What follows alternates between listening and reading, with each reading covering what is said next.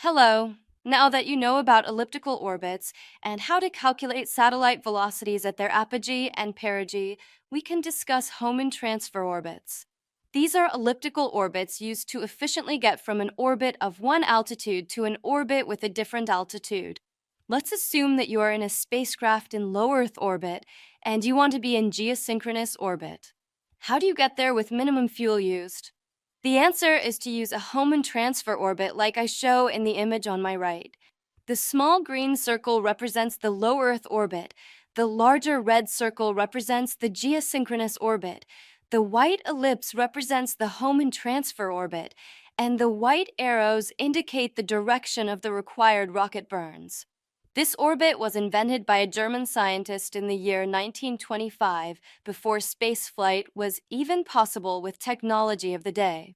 To accomplish this maneuver, you must fire thrusters to increase spacecraft speed in the direction indicated by arrows at point A. Use enough thrust to put the spacecraft into an elliptical orbit that intersects the final orbit at apogee. After you arrive at point B, you must fire thrusters again to increase speed, enough to get the spacecraft into the final circular orbit. You can use standard equations for circular orbit velocities and velocities at elliptical orbit apogee and perigee to find the change in velocity required for each burn.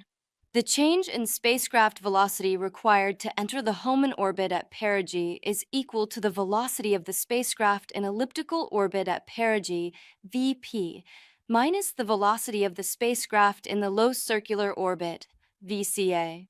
I show this in the image on my right. The change in velocity required to exit the elliptical Hohmann transfer orbit at apogee and enter the geosynchronous circular orbit is equal to the velocity for a spacecraft in the large circular orbit, VCB, minus the velocity for the spacecraft in the elliptical orbit at apogee, VA. I show this in the new image on my right. For this orbital transfer, you're required to increase speed twice, but the final velocity in the larger orbit is lower than the initial velocity in the lower orbit. If you find this strange, recall that spacecraft speed in an elliptical orbit is not constant. You must first increase speed to get into the elliptical transfer orbit at its perigee. By the time your spacecraft reaches apogee of that elliptical transfer orbit, the spacecraft's linear speed has slowed dramatically. Then, you must increase speed again to enter the larger circular orbit.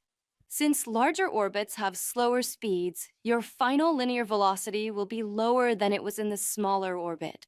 You can also use a Hohmann transfer orbit to get from a high-altitude orbit to a low-altitude orbit.